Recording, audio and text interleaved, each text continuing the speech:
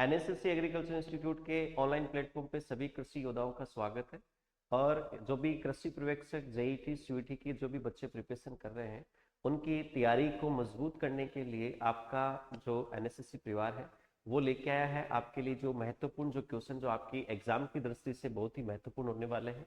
और ये क्लास जो अपनी है वो हर 10 क्वेश्चनों की अपनी रेगुलर की क्लास रहेगी।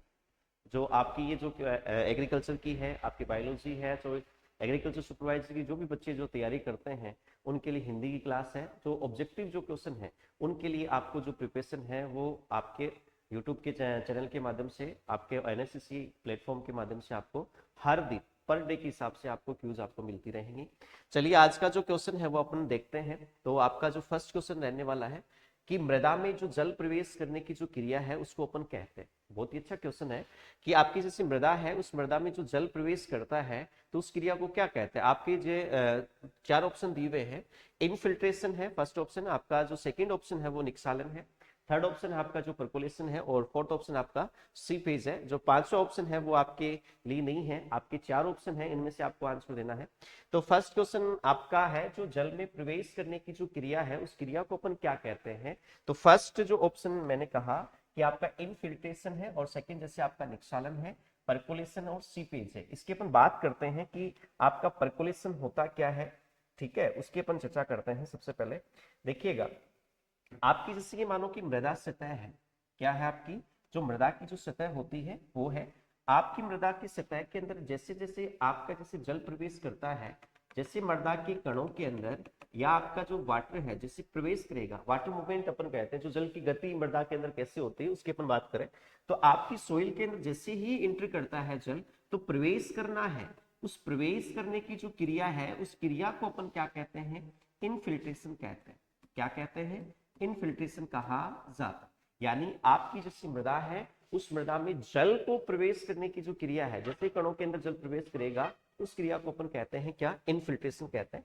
आपकी जो इनफिल्ट्रेशन जो है इसको मापने के लिए एक उपकरण काम में अपन लेते हैं, और उस उपकरण का नाम क्या होता है, इनफिल्ट्रोमीटर होता है। क्या होता है, इनफिल्ट्रोमीटर होता है। और ये इनफिल्ट्रोमीटर क्या करता है, आपकी सोइल के अंदर जो जल की गति मृदा के अंदर होती है उसको यानी इनफिल्ट्रेशन की गति को मापने का एक काम में करता है। आपकी जो इनफिल्ट्रेशन की जो है ये आपकी किस मृदा के अंदर होती है, तो आपकी जैसे बालू मृदा होती है उस बालू मृदा के अंदर इनफिल्ट्रेशन की जो क्रिया है वो सबसे ज्यादा होती है। इसके बाद अपन करें कि भाई जल का मृदा के कणों में प्रवेश करना तो इनफिल्ट्रेशन कहला दिया, लेकिन जैसे मृदा का जो जल है वो ऊपरी सतह से निचली सतहों के अंदर जो गति करता है, यानी जो जल है वो मृदा की ऊपरी सतह से नीचे की तरफ आता है, उसको अपन क्या कहते हैं, तो उसको तो परकोलेशन भी कहते हैं, उसको निक्सालन भी कहते हैं। दोनों चीजें एक है या अलग है, तो दोनों चीजें अलग है। निक्सालन तो क्या हो गया कि जैसे आपकी मृदा की सतह पर कोई भी पोषक तत्व है वो पानी के अंदर घुलकर मृदा की ऊपरी सतह से नीचे आता है, तो पोषक तत्वों का जल में घुलकर मृदा की ऊपरी सतह से नीचे आना उसको अपन कहते हैं क्या, निक्सालन कहते हैं, जिसको इंग्लिश में कहते हैं अपन क्या, लीचिंग कहते हैं। लेकिन ओनली फॉर जो वाटर होता है, अगर जल आपकी मृदा की ऊपरी सतह से कहां आता है, नीचे की सतहों के अंदर आता है, तो उस क्रिया को अपन क्या कहते हैं, उस क्रिया को अपन कहते हैं परकोलेशन कहा जाता है। क्या कहते हैं, परकोलेशन। तो परकोलेशन क्या होता है कि जल का मृदा की ऊपरी सतह से कहां जाना, नीचे की ओर गति करना, उस क्रिया को अपन कहते हैं परकोलेशन। लेकिन आपकी जो परकोलेशन है उसको मापने के लिए अपन क्या काम लेते हैं, तो उसके लिए अपन काम लेते हैं कौन सा, लाइसीमीटर जो उपकरण आता है उस उपकरण का अपन उपयोग करते हैं। ये लाइसीमीटर आपके परकोलेशन को भी मापता है और आपका जो निक्सालन होता है उस निक्सालन की क्रिया को भी मापने का काम में करता है। लेकिन परकोलेशन की जो क्रिया है वो क्रिया सबसे ज्यादा किस मृदा के अंदर या किस सोइल के अंदर होती है, तो आपकी जो बालू मृदा होती है उस बालू मृदा में आपकी परकोलेशन की क्रिया सबसे ज्यादा होगी। आपकी जैसे ब्लैक अपन कहते हैं काली मृदा है, उस काली मृदा के अंदर आपकी जो परकोलेशन की क्रिया है वो क्या होती है, बालू मृदा की अपेक्षा कम होती है। ठीक है, क्यों होती है? क्योंकि इसके मृदा के जो कण होते हैं या जो सोइल जो पार्टिकल होते हैं वो क्या होते हैं, बहुत ही महीन होते हैं, और महीन होने के कारण इनमें जो पोर स्पेस होते हैं या जो रंध्रावकाश होते हैं वो भी क्या होते हैं, बहुत ही महीन, जिसके कारण जो जल है वो धीरे धीरे मृदा के अंदर क्या करता है, प्रवेश करता है। और आपकी जो बालू मृदा है इसमें कणों का आकार क्या होता है, बड़ा, और बड़ा होने के कारण जो रंध्रावकाश होते हैं वो क्या होते हैं, बड़े आकार के होते हैं, इसलिए जो जल होता है वो तुरंत ही मृदा की ऊपरी सतह से कहां चला जाता है, निचली सतहों के अंदर चला जाता है। उसको अपन कहते हैं क्या, परकोलेशन कहते हैं। और उसको मापने के लिए अपन क्या काम लेते हैं, लाइस्ट्रीमीटर काम में लेते हैं। देखिए निक्षालन, मृदा के ऊपर जो पोषक तत्व होते हैं वो जल में घुलकर अगर मृदा की निचली सतहों में जा रहे हैं उसको अपन क्या कहेंगे, निक्षालन कहते हैं। लेकिन परकोलेशन में only for no nutrient, only for क्या होगा, जल होगा, जो जल है वही ऊपरी मृदा से निचली सतहों के अंदर जाता है। उसके बाद में क्या होता है, आपकी सोइल के अंदर जो जल होता है वो मृदा की ऊपरी सतह से जहां नीचे आता है, नीचे आने के बाद में क्या करता है, वो विपरीत दिशाओं के अंदर गति करता है। क्या करेगा, विपरीत दिशाओं के अंदर गति करेगा, कुछ जल इधर भी आएगा, कुछ जल इधर भी आएगा। उस क्रिया को अपन क्या कहते हैं, सीपेज कहते हैं। क्या कहते हैं, सीपेज कहते हैं, जिसको हिंदी में अपन कहते हैं अपसरण भी कहा जाता है। क्या कहा जाता है, अपसरण भी कहा जाता है। सीपेज के रूप में अपन बात करें, जो आपके भारत के अंदर अपन कहते हैं कि सबसे ज्यादा जो इरिगेशन जो सिंचाई होती है वो किसके द्वारा होती है, नहरों के द्वारा होती है। और नहरों में जो जल की जो हानि होती है सबसे बड़ी है वो किसके रूप में होती है, सीपेज की। यानी जो नहर का जो मुख्य जो सिंचाई के होता है तो उसमें क्या होता है, साइडों में जो जल का निष्कासन होता है वो सीपेज के रूप में होती है। तो नहरों में जो जल की हानि होती है वो सबसे ज्यादा किसके रूप में होती है, सीपेज के रूप में होती है। तो मृदा के अंदर जल प्रवेश करना है उसको तो अपन कहते हैं इनफिल्ट्रेशन। प्रवेश करने के बाद मृदा की ऊपरी सतह से नीचे जल जाता है उसको अपन कहते हैं परकोलेशन। सीपेज क्या होता है, मृदा के अंदर जो जल है उसका विपरीत दिशाओं के अंदर गति करना, उसको अपन क्या कहते हैं, सीपेज कहा जाता है। तो इसका आंसर क्या होगा, आपका इनफिल्ट्रेशन होगा। इसी क्रम में अपन अपना नेक्स्ट क्वेश्चन की ओर अपन बढ़ते हैं। तो आपका नेक्स्ट क्वेश्चन क्या होगा कि गेहूं है, फसल आपकी कौन सी है, गेहूं है। गेहूं में फ्लेरिस माइनर, फ्लेरिस माइनर किसको कहते हैं अपन, फ्लेरिस माइनर अपन कहते हैं जैसे गेहूं सा अपन जिसको कहते हैं, क्या कहते हैं, गेहूं सा कहते हैं, जिसको अपन क्या कहते हैं, गेहूं का मामा भी कहा जाता है। क्या कहा जाता है, गेहूं का मामा भी कहा जाता है, जिसको अपन क्या कहते हैं, गुल्ली डंडा भी कहा जाता है। क्या कहा जाता है, गुल्ली डंडा। आप इसको किनारी घास भी कह सकते हो। क्या कहते हो, किनारी घास भी कह सकते हो। इसके अलावा इसको मंडूसी घास भी कहते हैं। क्या कहते हैं, मंडूसी घास। ये किसके नाम है, आपके गेहूं के अंदर पाए जाने वाला एक फ्लेरिस माइनर, एक वीड, एक खरपतवार होता है जिसको अपन एक मिमिक्राई वीड, जिसको अपन क्या कहते हैं, नकलची खरपतवार भी कहते हैं। उसी के अन्य नाम है गेहूं सा, गेहूं का मामा, गुली डंडा, किनारी घास और मंडूसी घास, जिसका वैज्ञानिक नाम क्या होता है, गेहूं सा होता है। कैसा खरपतवार होता है, तो ये आपका जो खरपतवार गेहूं की फसल में पाया जाता है वो क्या होता है, एक सक्रिय पत्ती वाला होता है, यानी इसकी पत्तियां क्या होती हैं, सक्रिय। तो सक्रिय पत्ती वाला खरपतवार है। तो ये बोल रहा है क्वेश्चन में कि गेहूं में फ्लेरिस माइनर खरपतवार है, उसके नियंत्रण हेतु किस शाकनाशी का उपयोग किया जाता है। चार ऑप्शन आपके पास है, सल्फोसल्फ्यूरोन है, मेटासल्फ्यूरोन है, 2,4-D है और आपका क्या है, पेंडी मिथाइलिन है। इसकी अपन पूरी डिटेल से अपन बात करते हैं। तो देखिएगा आपका जैसे गेहूं है, गेहूं या अपन नहीं मानेंगे, गेहूं के अलावा जैसे आपका जौ की क्रॉप आती है, आपकी जई आती है। तो इन फसलों के अंदर क्या होता है कि दो तरीके के खरपतवार पाए जाते हैं। एक तो होता है आपका सक्रिय पत्ती वाला, कौन सा होता है, सक्रिय पत्ती वाली, जिनकी पत्तियां क्या होती हैं, सक्रिय। इसके अलावा जो आपकी होती हैं क्या, चौड़ी, तो चौड़ी पत्ती वाले। यानी दो तरीके के खरपतवार होते हैं इन फसलों के अंदर। एक तो होंगे आपके सक्रिय पत्ती वाले और एक होते हैं आपकी चौड़ी पत्ती वाले। बात की जाती है कि सक्रिय पत्ती वाले खरपतवार कौन से हैं, तो एक तो आता है आपका जंगली जई। क्या होता है, जंगली, जिसका वैज्ञानिक नाम एविना फटुआ होता है। एक होता है आपका गेहूं सा, जिसको अपन कहते हैं फ्लेरिस माइनर। चौड़ी पत्ती वाले खरपतवारों की बात की जाए तो एक तो होता है आपका कर्सनील, जो वीड होता है जिसकी पत्तियां चौड़ी होती हैं। एक होता है आपका क्या, हिरणखुरी, जिसको कोनोवोलस आर्वेंसिस भी कहते हैं। इसके अलावा एक होता है आपका बथुआ और एक होता है आपका कौन सा, खरबथुआ। ये आपकी गेहूं, जौ और जई कि फसल में पाए जाने वाले कौन से खरपतवार होते हैं? चौड़ी पत्ती वाले, जिनकी पत्तियां क्या होती हैं? चौड़ी। लेकिन अपन ये भी कहते हैं कि आपकी फसलों के उत्पादन में सबसे ज्यादा जो हानि होती है वो किसके द्वारा होती है? खरपतवारों। इसलिए अपन को क्या करना पड़ता है? इनका नियंत्रण करना पड़ता है। अब इसको नियंत्रित करने के लिए या नष्ट करने के लिए किसका उपयोग करते हैं? तो जो सक्रिय पत्ती वाले होते हैं उनके नियंत्रण के लिए अपन किसका उपयोग करेंगे? तो एक हर्बिसाइड तो आता है आइसोप्रोट्यूरोन। क्या आता है? आइसोप्रोट्यूरोन हर्बिसाइड आता है। मात्रा कितनी काम लेते हैं? तो 750 ग्राम प्रति हेक्टेयर की दर से अपन क्या करते हैं? इसकी मात्रा काम लेते हैं। लेकिन आजकल क्या होता है कि आइसोप्रोट्यूरोन लंबे समय से उपयोग करते आ रहा है, लेकिन इसके क्या उपयोग है वो आपका जो खरपतवारों के पर प्रभाव नहीं होता, मतलब इसके प्रतिरोधी हो गए हैं आपके खरपतवार। इसलिए इसकी जगह किसका उपयोग करने लग गए? आपका एक हर्बिसाइड आता है जिसको अपन कहते हैं सल्फो सल्फ्यूरोन कहा जाता है। क्या कहते हैं? सल्फो आपका सल्फ्यूरोन है, उसका अपन क्या करते हैं? सक्रिय पत्ती वाले खरपतवारों को नष्ट करने के लिए करते हैं। कितनी मात्रा? तो 18 से 20 ग्राम प्रति हेक्टेयर की दर से इसका क्या करते हैं? उपयोग करते हैं। तो आपकी गेहूं, आपका जौ और आपकी जो जई है, इन फसलों में सक्रिय पत्ती वाले खरपतवार कौन से? जंगली जई, गेहूं सा, उनकी कंट्रोल, उनके नियंत्रण करने के लिए किसका उपयोग करेंगे? आइसोप्रोट्यूरोन या आपका किसका उपयोग करते हैं? सल्फोसल्फ्यूरोन। बात करते हैं चौड़ी पत्ती वाले खरपतवारों की। उनकी अपन बात करें तो आपके चौड़ी पत्ती वाले जो खरपतवार होते हैं उनको कंट्रोल करने के लिए किसका उपयोग करते हैं? तो एक तो आता है आपका 2,4-D। क्या आता है? 2,4-D। 2,4-D की कितनी मात्रा अपन काम में लें? तो इसकी अपन मात्रा काम में लेते हैं 0.50 किलोग्राम प्रति हेक्टर, या अपन ये कह सकते हैं 500 ग्राम प्रति हेक्टर मात्रा भी अपन काम लेते हैं। लेकिन इसकी जगह किसका उपयोग कर सकते हैं? इसकी जगह आप मेटा सल्फ्यूरोन का भी उपयोग कर सकते हो। किसका उपयोग कर सकते हो? मेटा सल्फ्यूरोन है, जिसकी मात्रा 5 से 6 ग्राम प्रति हेक्टर की मात्रा अपन काम में ली जाती है। तो आपका चौड़ी पत्ती वाला जो खरपतवार है गेहूं की फसल में, उनको नष्ट करने के लिए किसका उपयोग करेंगे? 2,4-D या मेटा सल्फ्यूरोन का। और आपकी सक्रिय पत्ती है उसका आइसोप्रोट्यूरोन और सल्फोसल्फ्यूरोन के द्वारा अपन क्या करते हैं? नियंत्रित करते हैं।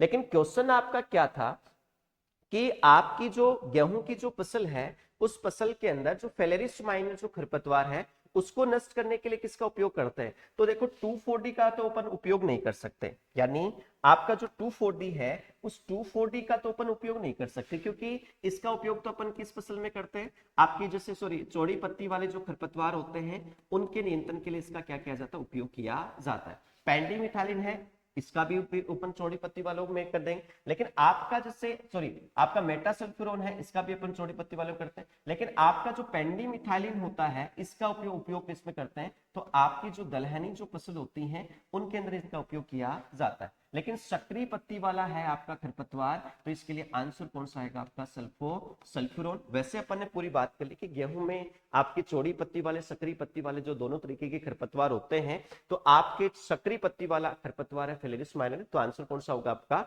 सल्फोसल्फ्यूरोन। इसी क्रम में अपन नेक्स्ट क्वेश्चन की ओर अपन बढ़े तो क्या होगा? देखिएगा, आपका नेक्स्ट क्वेश्चन है कि लवणीय क्षारीय पानी है।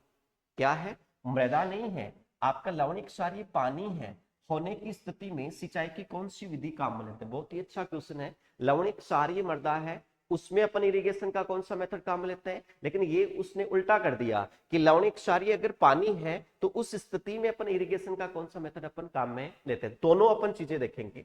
देखिएगा, आपकी लवणीय और क्षारीय जो मृदा होती है तो उसमें तो अपन सिंचाई के लिए या इरिगेशन के लिए सबसे बेस्ट मेथड मानते हैं आपका फ्लड मेथड, जिसको अपन कहते हैं प्रवाह विधि। प्रवाह विधि का मतलब क्या हो गया कि जैसे खुला पानी छोड़ना, यानी जहां पर पानी अवेलेबल अधिक होता है या यानी जो सस्ता वाटर होता है तो वहां पर क्या करते हैं? खुलापन करते हैं, जिसमें क्या होता है कि आपके जो लवण होते हैं मृदा के ऊपर वो पानी में घुलकर कहां चले जाए? नीचे चले जाए। इसलिए वहां अगर लवणिक क्षारीय मृदा है तो सिंचाई की कौन सी विधि अपन काम लेते हैं? प्रवाह विधि। लेकिन ये पूछ रहा है कि अगर लवणिक क्षारीय पानी है तो अपन कौन सी विधि काम लेंगे? तो प्रवाह विधि तो अपन काम में नहीं ले सकते, क्योंकि अगर आप लवणिक क्षारीय पानी की सिंचाई अगर खेत के अंदर करते हो या मृदा में करते हो तो अगर प्रवाह विधि के द्वारा करते हो तो आप खुला पानी छोड़ोगे खेत में तो उस जल में उपस्थित जो लवण है वो मृदा के अंदर या मृदा की ऊपरी सतह पर जमा हो जाते हैं, जिसके कारण मृदा क्या हो जाएगी? लवणीय व क्षारीय हो जाएगी।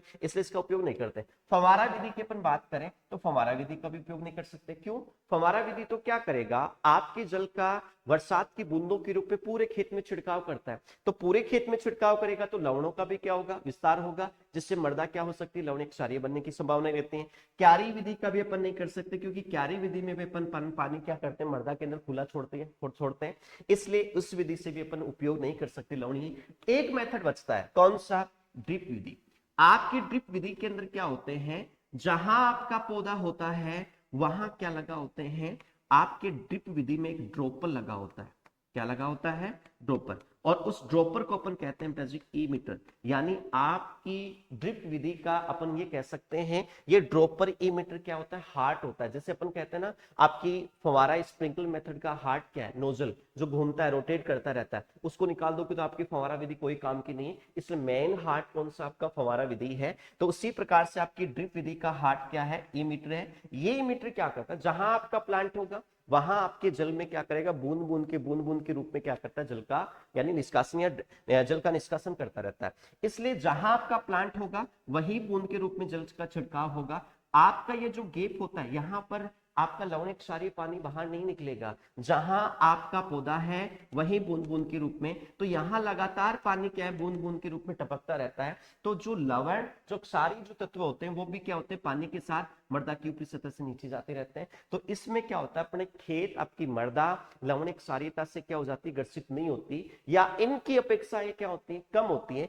इसलिए लवणिक क्षारीय पानी होने की स्थिति में आपकी सिंचाई का सबसे बेस्ट जो मेथड है वो कौन सा माना जाता है, ड्रिप। आपका ड्रिप विधि और आपका फवारा दोनों ही कहां से आई हुई विधि है, आपके इजराइल से आई हुई मेथड होता है। ठीक है, इसी क्रम में अपन नेक्स्ट क्वेश्चन की ओर अपन बढ़े तो देखिएगा कि निम्न में से सही नहीं है। आपका क्वेश्चन क्या है कि निम्न में से सही नहीं है। फर्स्ट ऑप्शन क्या है कि खजूर का उत्कृष्टता केंद्र जैसलमेर है। हाँ, खजूर का उत्कृष्टता केंद्र सगरा भोजगा जैसलमेर के अंदर स्थित है। आपका दूसरा ऑप्शन है आम का उत्कृष्टता केंद्र झालावाड़ है। इसमें थोड़ा सा सस्पेंशन लग रहा है, झालावाड़। नेक्स्ट अपन ऑप्शन और देखते हैं, उसके बाद में अपने क्वेश्चन पे आएंगे।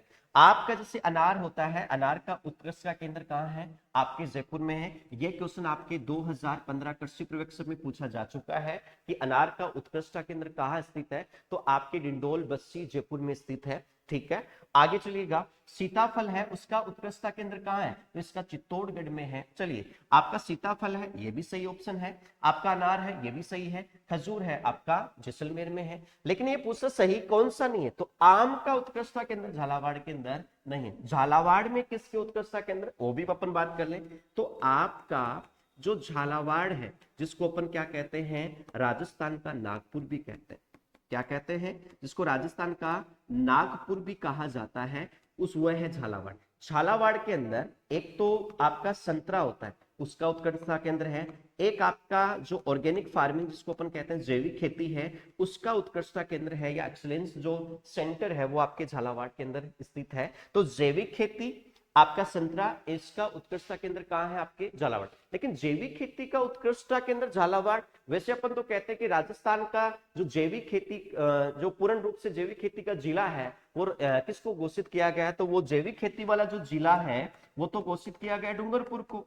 किसको, डूंगरपुर को। लेकिन इसका उत्कृष्टता केंद्र झालावाड़ में स्थित है, क्योंकि जैविक खेती या ऑर्गेनिक फार्मिंग को बढ़ावा देने के लिए झालावाड़ में ये केंद्र आपका खोला गया है। लेकिन आपको ये पूछ लिया जाएगा जैविक खेती का राज्य किसको कहा जाता है, तो राज्य कहते हैं अपन सिक्किम को राज्य कहा जाता है।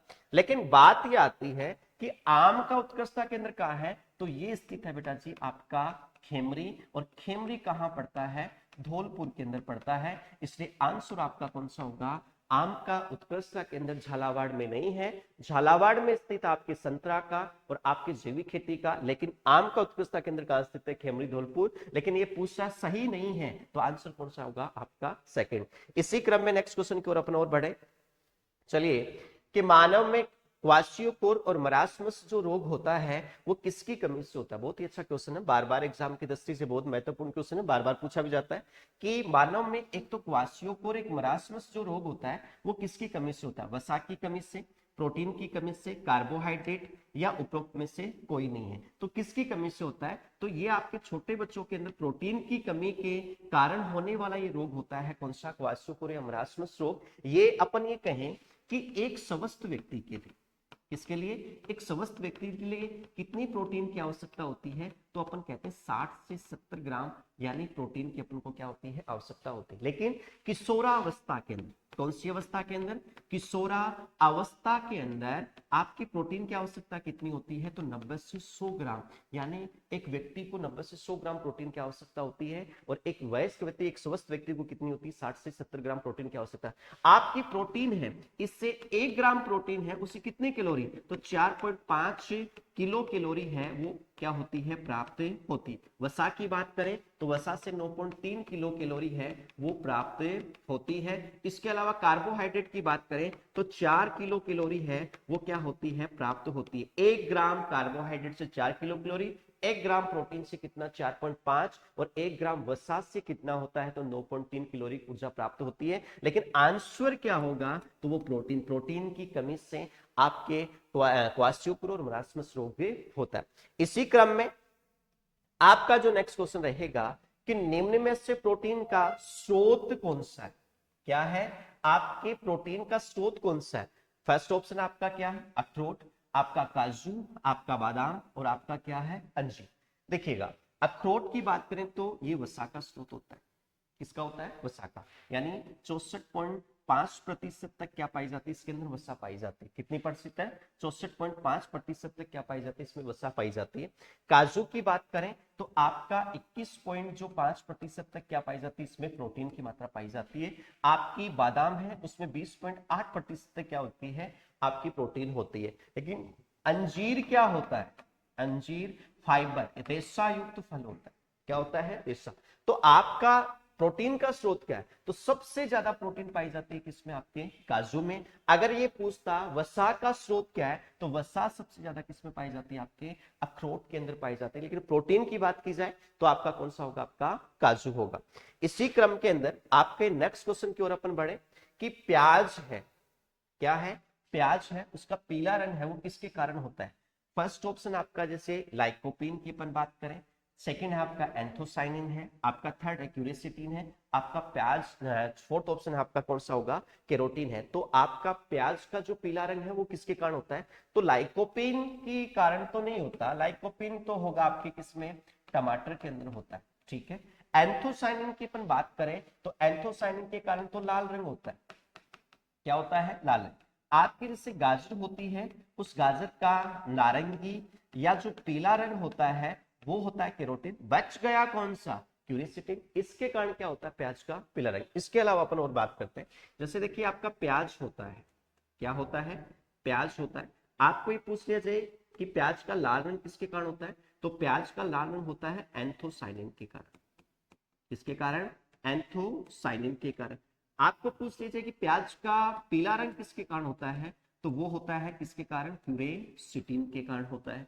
आपको ये पूछे कि प्याज में तीखापन किसके कारण होता है, तो आपके प्याज में तीखापन होता है किसके कारण, एलाइल, आपका जैसे प्रोपाइल है, आपका डाई सल्फाइड, यानी तीखापन किसके कारण, एलाइल प्रोपाइल डाई सल्फाइड। आपके प्याज के अंदर कौन सा फफूंद प्रतिरोधी तत्व पाया जाता है, कौन सा फफूंद प्रतिरोधी तत्व पाया जाता है, तो उसका नाम होता है बेटा जी केटचोल। क्या नाम होता है, आपका जो केटचोल होता है वो क्या करता है, आपका फफूंद प्रतिरोधी होता है। तो अपन लिख देते हैं कौन सा, केटचोल, ये होता है आपका फफूंद प्रतिरोधी। आपका प्याज कौन से तत्व का स्रोत होता है, तो प्याज होता है बेटा जी आयोडीन का, और एक होता है बेटा जी आपका वेनेडियम होता है, उस तत्व का स्रोत होता है। प्याज में कौन सा अम्ल पाया जाता है, तो प्याज में पाया जाता है कौन सा, मैलिक अम्ल पाया जाता है। कौन सा, मैलिक अम्ल। आपके प्याज में एंजाइम की बात की जाए तो कौन सा, एलिनोज पाया जाता है। कौन सा पाया जाता है, एलिनोज। आपके प्याज की अपन और बात करें तो प्याज का आपका जो अपन देखें कि प्याज के अंदर जो अपन काटते हैं तो उसमें जो आंसू आते हैं, वो आंसू किसके कारण आते हैं, तो वो आते हैं बेटा जी किसके कारण, प्रोपाइल डाइसल्फाइड के कारण। किसके कारण आते हैं, प्रोपाइल डाइसल्फाइड के कारण इसके अंदर आंसू आते हैं। तो प्याज का लाल रंग पूछा जाए तो एंथोसाइनिन, पीला रंग क्यूरेसिटिन, अम्ल पूछा जाए तो मैलिक अम्ल, प्रतिरोधी फफूंद प्रतिरोधी तो केटचोल, एलिनोज क्या पाया जाता है, एंजाइम, कौन से तत्व का स्रोत आयोडीन, और आपका वेनेडियम। आंसू आते हैं वो एलाइन, प्रोपाइल डाइसल्फाइड के कारण तीखापन होता है वो एलाइल प्रोपाइल डाइसल्फाइड के कारण होता है। एक और लॉजिक की बात, आपका अपन कहते हैं जैसे मान लो प्याज का वैज्ञानिक नाम क्या होता है, तो अपन कहते हैं एलियम सिप्पा होता है। तो इस वैज्ञानिक नाम में जो एलियम जो शब्द आपको पूछ लिया जाए कि किस भाषा का शब्द है, तो ये बेटा जी आपका ग्रीक भाषा का शब्द होता है। किस भाषा का शब्द होता है? ग्रीक भाषा का। तो पीला रंग है वो किसके कारण? क्यूरेसिटीन। इसी क्रम में अपन नेक्स्ट क्वेश्चन की ओर अपन बढ़े तो देखिएगा, आंवले में उत्तक अक्षय नेक्रोसिस जो रोग होता है वो किसकी कमी से होता है? आपके आंवले के अंदर उत्तक नेक्रोसिस रोग क्या होता है? जैसे आंवले का जो फल होता है उस फल में क्या होता है, जैसे ब्राउन कलर के धब्बे से हो जाते हैं और उसके बाद में वो अंदर तक गुद्दे वाले भाग तक क्या करते हैं, उसको प्रभावित करता है। किसकी कमी से होता है? तो आयरन की कमी से, आपकी बोरोन की कमी से, आपके कॉपर की कमी से और आपकी कैल्शियम की कमी से। तो आपका आम है, एक होता है आंवला और एक होता है आपका कटहल। इनमें सब में आंतरिक नेक्रोसिस होता है। क्या होता है? आंतरिक नेक्रोसिस होता है। और ये आंतरिक नेक्रोसिस जो रोग होगा वो किसकी कमी से होता है? तो वो होता है बेटा जी बोरोन की कमी से होता है। किसकी कमी से होता है? बोरोन की कमी से होता है। और नेक्रोसिस अपन वेजिटेबल के अंदर देखें तो भी वो भी किसकी कमी से होता है? बोरोन की कमी से। तो इसका आंसर जो होगा वो होगा कौन सा? आपका बोरोन होगा। ठीक है, इसी क्रम में अपन नेक्स्ट क्वेश्चन की ओर अपन चले तो आपका राष्ट्रीय ऊंट अनुसंधान केंद्र, बार बार बहुत बार से ऐसे एग्जाम आ चुके हैं आपकी, जो कृषि प्रवेश का आपका जेईटी सीवीटी है, आपका डब्ल्यू है, एयू है, बहुत बार क्वेश्चन पूछा जा चुका है कि राष्ट्रीय जो ऊंट अनुसंधान जो केंद्र है वो कहां पर स्थित है। यानी राष्ट्रीय ऊंट अनुसंधान केंद्र कहां स्थित है? अविका नगर टोंक में है, बीकानेर में है, आपके करनाल में है और आनंद गुजरात में है। तो कहां है? तो देखो अविका नगर में तो क्या है? CSWRI, मतलब आपका केंद्रीय भेड़ व उन अनुसंधान जो केंद्र है वो अविका नगर मालपुरा टोंक में स्थित है। ठीक है, आपका करनाल हरियाणा के अंदर बात करें तो अपन कहते हैं NDRI national dairy research institute कहाँ है? करनाल हरियाणा के अंदर है। ठीक है, उसके बाद अपन कहते हैं आनंद गुजरात में क्या है? तो NDDB यानी नेशनल डेयरी डेवलपमेंट जो बोर्ड है वो कहां स्थित है? आनंद गुजरात में। बच गया कौन सा? बीकानेर। तो आपके बीकानेर में है आपका राष्ट्रीय ऊंट अनुसंधान केंद्र। राजस्थान का पहला कृषि विश्वविद्यालय जो SPRU जिसको अपन बोलते हैं 1987 में जिसकी स्थापना हुई वो भी कहां है? बीकानेर में। खजूर अनुसंधान केंद्र वो भी कहां है? बीकानेर में। CIH केंद्रीय शुष्क बागवानी संस्थान वो भी कहां है? आपके बीकानेर में स्थित है। और ऊंट का अनुसंधान केंद्र वो भी कहां है? बीकानेर में। इसी क्रम में अपन नेक्स्ट क्वेश्चन की ओर बढ़ते हैं कि भारत के दुग्ध उत्पादन में, किसके दुग्ध उत्पादन में? भारत के दुग्ध उत्पादन में दूसरा स्थान किस राज्य का? यानी पहला तो पूछता है लेकिन उसने क्या पूछा कि दूसरा स्थान किसका है? तो आपका फर्स्ट ऑप्शन राजस्थान है, सेकंड है आपका उत्तर प्रदेश, थर्ड आपका गुजरात है, फोर्थ आपका मध्य प्रदेश है। यानी आपके भारत में पूछा है। तो देखिएगा भारत है, उस भारत के अंदर दुग्ध उत्पादन की अपन बात करें तो दुग्ध उत्पादन के अंदर जो प्रथम स्थान है वो प्रथम स्थान की अपन बात करें तो प्रथम स्थान आता है किसका? यूपी का। दूसरा स्थान की अपन बात करें तो दूसरा स्थान आता है अपने राजस्थान का। तीसरा स्थान की अपन बात करें तो वो आता है बेटा जी आपके गुजरात का। किसका आता है? गुजरात। तो इसने पूछा है दूसरा, तो दूसरा तो किसका है? राजस्थान का। तो आंसर होगा आपका राजस्थान। लेकिन प्रथम पूछता तो किसका होता? आपके उत्तर प्रदेश का। थर्ड आपका कौन सा? गुजरात। लेकिन विश्व के अंदर अपन बात करें, किसके अंदर बात करें? विश्व के अंदर बात करें तो विश्व में प्रथम स्थान किसका है? तो पूरे वर्ल्ड के अंदर भारत का क्या है? दुग्ध उत्पादन में कौन सा स्थान है? प्रथम स्थान। लेकिन आपको पूछे राजस्थान में प्रथम स्थान, तो राजस्थान में प्रथम स्थान आपके किसका है? जयपुर जिले का आता है। किसका आता है? जयपुर जिले का। तो भारत के दुग्ध उत्पादन में दूसरा स्थान किस राज्य का? आपका आपके राजस्थान का। भारत में दुग्ध उत्पादन को बढ़ाने के लिए क्रांति का भी उपयोग किया गया था और उस क्रांति को अपन क्या कहते हैं? श्वेत क्रांति कहा जाता है। और श्वेत क्रांति किससे संबंधित है? आपके दुग्ध उत्पादन से संबंधित है, जिसका अपन जनक किसको कहते हैं? आपके डॉक्टर वर्गीस कुरियन को कहा जाता है। किसको कहते हैं? डॉक्टर वर्गीस कुरियन को। और श्वेत क्रांति की शुरुआत की बात की जाए तो 1970 में इसकी क्या हुई थी? शुरुआत हुई थी। तो आपके भारत का दुग्ध उत्पादन में दूसरा स्थान राजस्थान का, पहला किसका? उत्तर प्रदेश का। और विश्व के अंदर पूछा जाए तो पहला स्थान किस देश का आता है? आपके भारत का आता है। इसी क्रम में आज की जो आपके 10 क्वेश्चनों की जो अपन प्रक्रिया है वो ऐसे ही आपकी डेली टू डेली आपके लिए लेके आएंगे हम, और आपकी तैयारी को मजबूत करने के लिए, चाहे जो भी बच्चे कृषि प्रवेश की तैयारी कर रहे हैं या जो भी बच्चे जेईटी और सीयूईटी में अपने देश की जो बेस्ट कॉलेज लेने का या आपकी टॉप यूनिवर्सिटी लेने का सपना रखते हैं, तो उनका सपना पूरा करने के लिए एनएसएससी एग्रीकल्चर इंस्टीट्यूट है आपके लिए डेली आपके लिए क्या लेके आएगा, एग्रीकल्चर के क्वेश्चन लेके आएगा। आज के लिए धन्यवाद। चलिए धन्यवाद।